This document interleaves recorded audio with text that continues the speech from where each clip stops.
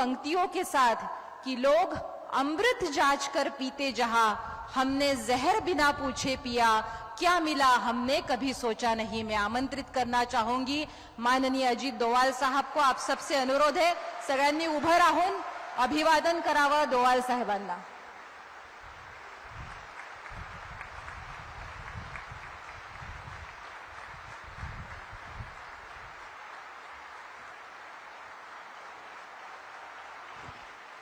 धन्यवाद,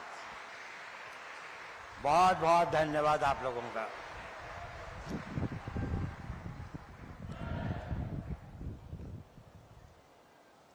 भारत के माननीय गृह मंत्री आदरणीय श्री अमित शाह जी, महाराष्ट्र के मुख्यमंत्री माननीय श्री देवेंद्र फडणवीस जी, उप मुख्यमंत्री माननीय श्री एकनाथ शिंदे जी, उप मुख्यमंत्री माननीय श्रीमती सुनेत्रताई पवार जी, तिलक स्वराज स्मारक ट्रस्ट के अध्यक्ष डॉक्टर रोहित तिलक और इस ट्रस्ट के अन्य सदस्यगण, मंच पर आसीन सभी महानुभावगण और इस सभा में उपस्थित गणमान्य देवियों और सज्जनों, आप सबको मेरा अभिवादन।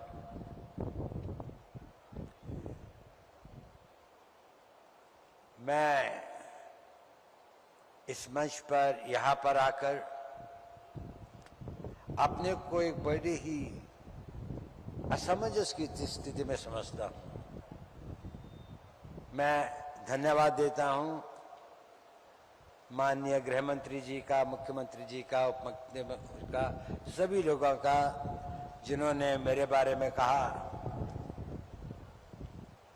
सत्य क्या है ये तो शायद मुझे भी नहीं मालूम पूरा। मेरे बारे में आप ऐसी धारणा रखते हैं, मैं इसके लिए आपको नमन करता हूं। मेरे पास शब्द भी नहीं है कि मैं आप लोगों को धन्यवाद दे सकूं।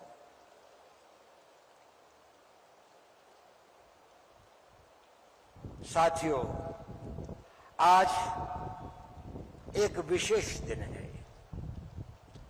यह विशेष दिन है हमारे राष्ट्र के स्वतंत्रता संग्राम के प्रेषक, स्वतंत्रता संग्राम के एक अद्भुत सेनानी, फिलोसोफर, मार्गदर्शक, उनकी 106वीं पुण्यतिथि का। यह मेरा सौभाग्य है कि मैं आज पुणे में, जो उनकी कर्मभूमि थी, और आप सब लोगों को जो पुणे के निवासी हैं, उनके साथ मिलकर उनको अपने श्रद्धा सुमन और श्रद्धांजलि प्रेषित करता हूं। मैं दिवंगत आत्मा को नमन करता हूं और उनकी आत्मा के लिए ईश्वर से प्रार्थना करता हूं। आज का दिन ये भी दिन है कि जब हमें स्वयं को फिर सोचने की आवश्यकता है। माननीय गृह मंत्री जी ने इस पर बल भी दिया कि उनकी प्रासंगिकता खत्म नहीं हुई है। आज भी जो उन्होंने कहा था, एक बार हर भारतीय को, विशेषकर हमारे युवाओं को ये सोचने की आवश्यकता है कि जिस मार्ग पर जो भारत की उनकी परिकल्पना थी वो क्या थी और क्या भाव था राष्ट्र निर्माण का। मैं इस पुरस्कार के लिए बहुत आभारी हूं, धन्यवाद देता हूं तिलक स्वराज संघ, लोकमान्य तिलक स्मारक ट्रस्ट को, और मैं इसे विनम्रता से स्वीकार करता हूं। मैं गौरवान्वित भी हूं और नतमस्तक भी।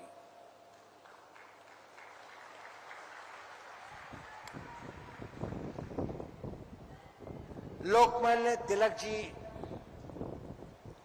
के जीवन को समझना, उनकी गहराइयों को देखना, उसके लिए उस समय के काल, उस समय के मजबूरियां, उस समय की दयनीयता को शायद हम लोग उसकी कल्पना नहीं कर पाते।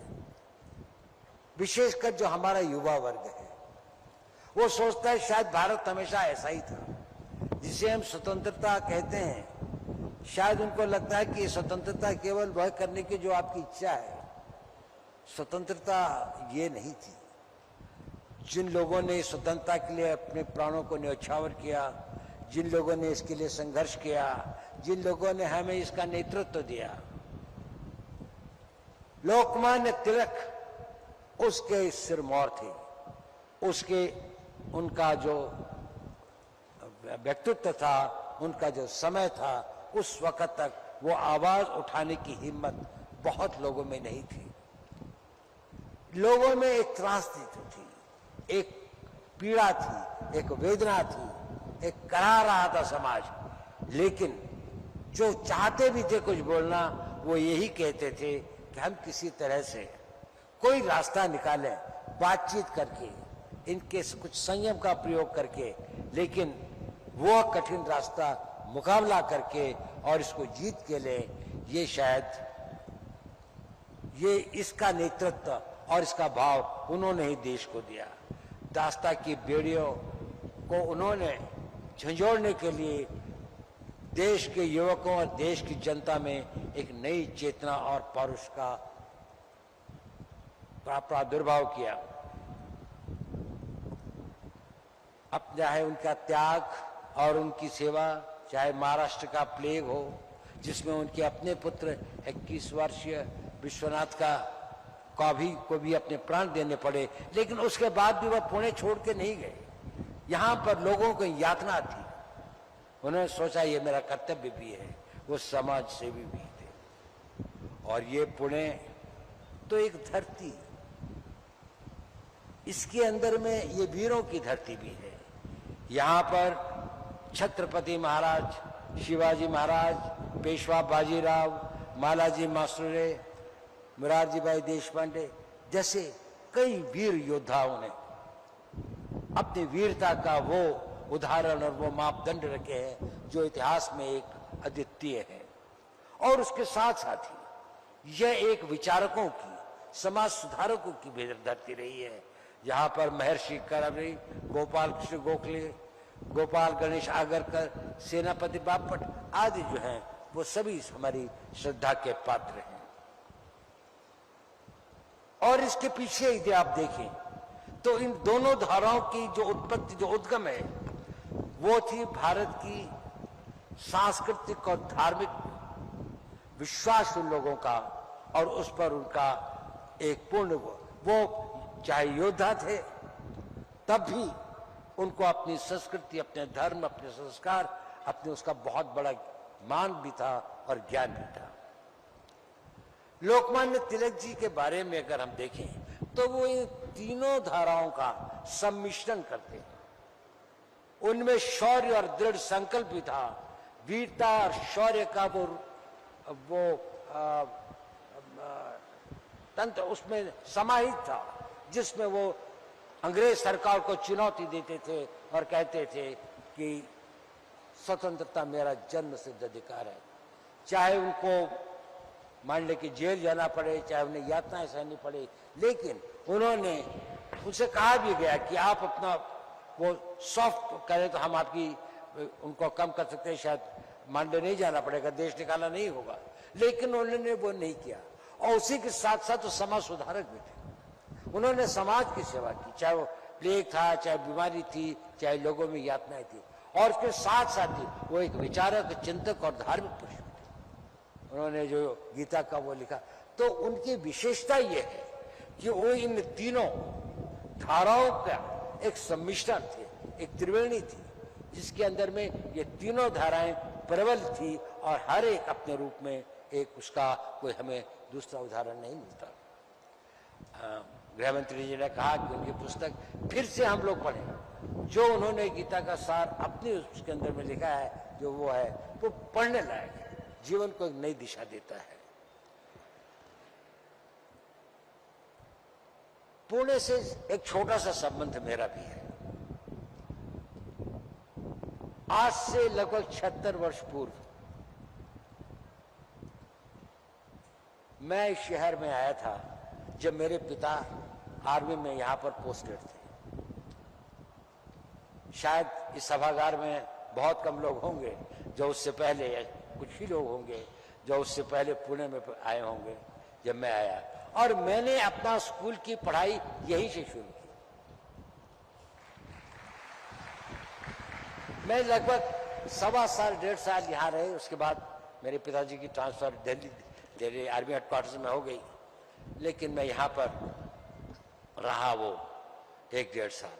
बहुत सारी चीजें तो मैं भूल गया, लेकिन 2 चीजें मुझे याद है। एक तो है हर मंगलवार को मेरी माँ का मुझे लेके चतुर्सिंगी देवी के मंदिर में जाना। वो हमारे यहाँ एक तरह की बड़ी मोटी सी रोटी बनाते, उसको रोट कहते हैं, उसको काटते थे, मीठी होती थी उसके अंदर में, उसका भोग चढ़ाते थे और कुछ और चीजों का भोग चढ़ाते, जो घर में आके हम लोग खाते थे, तो हमें अच्छा लगता था। उनकी बड़ी आस्था थी। और दूसरी थी कि हमारे स्कूल में एक परंपरा थी कि प्रार्थना के बाद में एक असेंबली होती थी जिसमें कोई वरिष्ठ टीचर कुछ व्याख्यान देते थे 10-15 मिनट के लिए, किसी मोरालिटी के इशू पर, किसी महापुरुष के जीवन पर, विद्यार्थियों के कर्तव्य के, कुछ भी अच्छी बातों पर। हमारे हिंदी के एक बहुत ही अच्छे, वो थे बहुत अच्छे वक्ता भी थे, उन्होंने लोकमान्य तिलक के जीवन पर एक व्याख्यान दिया था, और उसके बाद में पुणे के अंदर में उनका बारे में मुझे पता लगा। तो मेरा पहला जो एक्सपोजर हुआ लोकमान्य तिलक जी के जीवन के बारे में 5 साल की उम्र में स्कूल में हुआ। मैं कल्पना भी नहीं कर सकता था कि 76 ईयर्स के बाद मैं फिर इसी पुणे की धरती पर किसी दिन उनकी स्मृति में बनाए हुए पुरस्कार को प्राप्त करने के लिए यहाँ पर हाजिर होना, ये मेरा सौभाग्य थी। साथियों, उनके योगदान को समझने के लिए हमें टाइम क्लॉक में पीछे जाना पड़ेगा। कैसा समय था, हल्की हल्की हम कहते हैं बड़ी प्रॉब्लम्स थी, शायद ये नहीं था। आजकल के लोग जो अपने राइट्स की बात करते हैं, उनको ये नहीं पता कि इन राइट्स को अगर हम मिसयूज करेंगे तो शायद जिन लोगों ने इन राइट्स के लिए अपना इतना सर्वस्व त्याग किया, उनकी आत्मा को कितना कष्ट पहुंचेगा। हिंदी में पहला गद्य साहित्य में एक नाटक लिखा गया, उसका नाम था भारत दुर्दशा। 1850 में भारतेंदु हरिश्चंद्र, जिन्होंने हिंदी में गद्य लिखने की परंपरा शुरू की थी, उससे पहले पोइट्री थी, कविताएं लिखी जाती थी, साहित्य के अंदर में गद्य लिखने का वो नहीं था।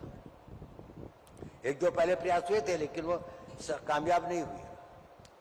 उसको यदि आप पढ़ें, उसमें उन्होंने एक चित्रण किया है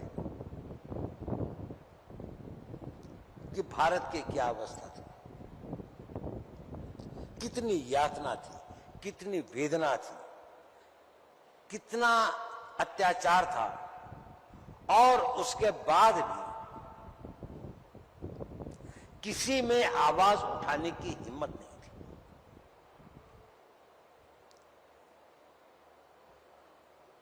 उस अत्याचार में अंग्रेजों का वो तो था ही, लेकिन उसके साथ साथ हमारा देश के भी एक वर्ग था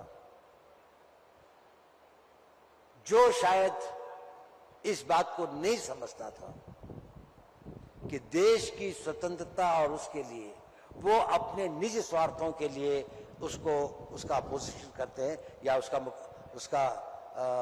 उसको स्वीकार करने को तैयार नहीं है। चाहे वो छोटे जमींदारी थी या रजवाड़े थे, ये थे, उन इलाकों में तो और भी अधिक वो था।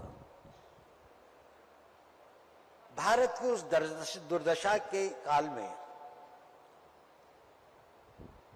देश के विभिन्न भागों में एक वो शुरू हुई, लेकिन एक सबसे बड़ी जो प्रारंभ हुई एक स्ट्रीम, वो महाराष्ट्र में थी, और जिसका नेतृत्व जो है वो लोकमान्य तिलक जी ने किया। उन्होंने केवल ये नारा नहीं दिया कि स्वराज मेरा जन्म सिद्ध अधिकार है और मैं इसे लेकर रहूंगा। ये उनका सिंहनाद था।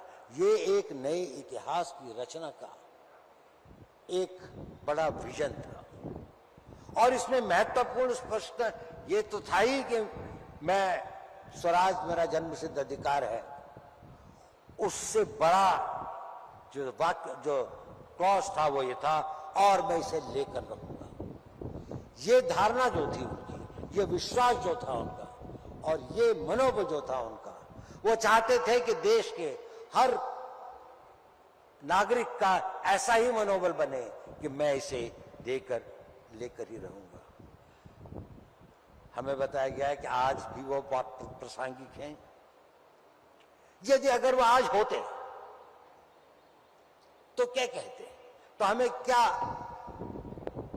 नया स्लोगन देते, एक नया युद्ध घोष देते, तो शायद वो कहते कि भारत को सशक्त और विकसित बनाना मेरा जन्म सिद्ध कर्तव्य है और मैं इसे करके ही रहूंगा।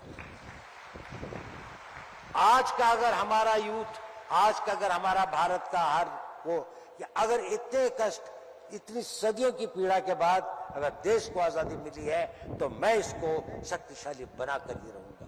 मैं इसे जीवन के आखिरी सांस तक मैं इसके लिए जो भी कर सकूंगा करूंगा।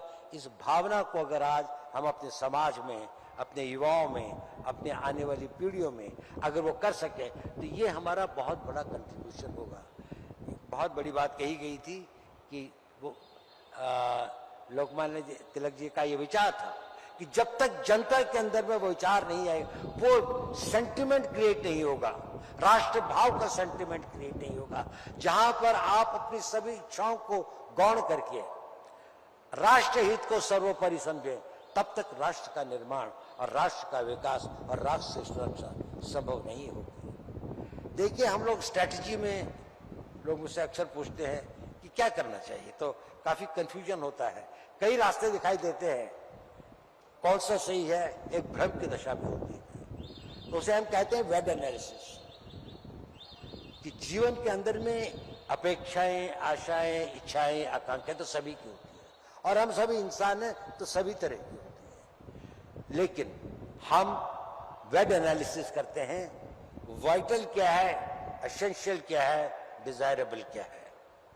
और यदि राष्ट्र सेवा हमारे लिए वाइटल है, अगर राष्ट्र को शक्तिशाली बनाना हमारे लिए वाइटल है, तो उसके सामने सारी इच्छाएं जो हैं वो गौण हो जाती हैं। एसेंशियल और डिजायरेबल वो होती हैं, वो गलत नहीं होती, शायद उसका कुछ लेजिटिमेट वो भी हो, परंतु क्योंकि वह नेशनल इंटरेस्ट के आड़े आती हैं तो हम उस किसी राह में नहीं जाएंगे जो कि हमारे राष्ट्र को नुकसान पहुंचाता है, चाहे मेरा उसमें निजी फायदा हो, चाहे उसमें मेरे वर्ग का, मेरी गांव का, मेरे जाति का कुछ भी हो, लेकिन अगर वो राष्ट्र हित में नहीं है तो वो मेरे हित में नहीं है। आज अगर हम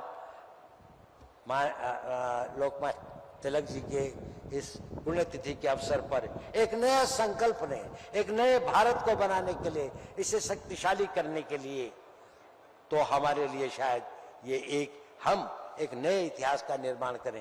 भारत अभी वहां नहीं पहुंचा है जहां उसे होना चाहिए। ऐसा लगता है कि शायद हम स्वतंत्र हैं तो हमारे ऊपर सारी जिम्मेदारियां खत्म हो गई हैं। आज भी भारत को बाहर से भी और अंदर से भी बहुत अधिक चुनौतियां हैं। भारत का विकास से सभी लोग बहुत आनंदित हों ऐसा नहीं है। भारत का विकास कई लोगों के लिए, कई इंटरेस्ट के लिए, उनके लिए ये घातक है और हमें उसका मुकाबला करना है। उसके लिए हमारे को एक दृढ़ता के साथ संशय को हटाकर, संशयात्मा विनाशाय, संशय में मत पड़िए, एक बार एक ही चीज को सोचिए, देश के इंटरेस्ट को सोचिए, देश के इंटरेस्ट में काम करिए, अपनी हर उसको आप आगे बढ़ाने के लिए अगर एकजुट होकर चलें तो उतनी दूर भी नहीं है। आज हम बहुत भाग्यशाली हैं, हमारे देश में एक ऐसा नेतृत्व है, हमारे देश के अंदर एक ऐसा वातावरण है कि जहां पर हम अपने आप को शक्तिशाली बना सकते हैं। माननीय मोदी जी, माननीय अमित शाह जी, माननीय सभी लोग इतने एकजुट होकर काम करें। मुझे तो गृह मंत्री जी के साथ काफी क्लोजली काम करने का सौभाग्य मिला है। मैंने उनकी देश हित के प्रति जो कमिटमेंट देखी है, उनका जो विश्वास देखा है और उनकी जो दृढ़ता देखी है और क्लियर विजन, और कभी किसी असमंजस उनको नहीं होता, वो बड़ी श्रद्धा के पात्र है। मैं कहता हूं उन्होंने हमारा तो एक लिमिटेड काम होता है, लेकिन जो उन्होंने देश के लिए किया है, जो प्रधानमंत्री जी ने देश के लिए किया है, ये शायद इस देश को बहुत आगे बढ़ाएगा। हमें उसको आगे बढ़ाने की कोशिश करनी चाहिए। देखिए, एक बहुत बड़े हिंदी के कवि थे, कुछ लोगों ने यहाँ पर वो कविताएं पढ़ी, हमारे उप मुख्यमंत्री जी ने भी कही, तो बहुत अच्छा था। उनका नाम था रामधारी सिंह दिनकर। गुलामी के टाइम पर उन्होंने एक कविता लिखी थी। मैं चाहता हूं कि हम सब लोग समय मिले तो एक छोटी सी कविता है, 15, 16, 20 लाइन की, उसको पढ़े जरूर। और उसका नाम है आग की भीख। उसमें उन्होंने कई बातें लिखी हैं और अच्छी कविता है, रोंगटे हिला देने वाली कविता है, लेकिन उसमें कुछ सोचने का विषय भी था। और कवि जो है ईश्वर से प्रार्थना कर रहा है, भीख मांग रहा है। वो ईश्वर से वरदान मांगने के लिए जाता है, तो कहता है क्या चाहिए मुझे, कि तम वेदनी किरण का संधान मांगता हूं। तम अंधेरे को कहते हैं, जो तम को वेद सके, जो अंधेरे से थ्रू मुझे क्या कहते हैं हम लोग उसको, जिसको नाइट विजन जिसे दे सके, तो तम वेदनी किरण का संचार मांगता हूं, जड़ता विनाश को फिर भूचाल मांगता हूं। ये जो जड़ भाव है, जो कि आपको भ्रमित कर देते हैं, आपको उन दिशाओं में ले जाते हैं कि आप अपनी देश की, राष्ट्र की, मानवता की, समाज की जो सही दिशा है उसको छोड़कर आप निजी इंटरेस्ट की दिशा में चले जाते हैं, आप सेक्टेरियन इंटरेस्ट की दिशा में चले जाते हैं, चीप पॉपुलैरिटी में चले जाते हैं। विष का सदा लहू में संचार मांगता हूं, प्यारे स्वदेश के हित अंगार मांगता हूं। तो दिनकर की वो जो ललकार थी कि प्यारे स्वदेश के हित,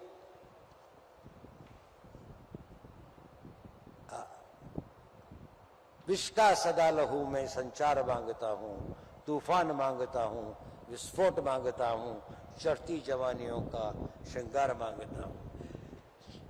आज का जो यौवन है, आज का जो यूथ है, वो अपने आप को समर्पित करे, पूर्ण रूप से ये सोचे कि मैं राष्ट्र हित में ही करूंगा। अगर मेरे छोटे मोटे इंटरेस्ट हो भी, चाहे कुछ हो, उनको मैं नजरअंदाज करूंगा, वो बात की बात है। अभी तो देश को बनाना है, ये वो समय है जो हम गंवा नहीं सकते। ये एक विंडो ऑफ अपॉर्चुनिटी इस देश के इतिहास में आई है, और मुझे आशा है कि हम लोग इसमें कामयाब सिद्ध होंगे और अपना एक नया इतिहास बनाएंगे। बहुत बहुत धन्यवाद। जय हिंद, जय भारत।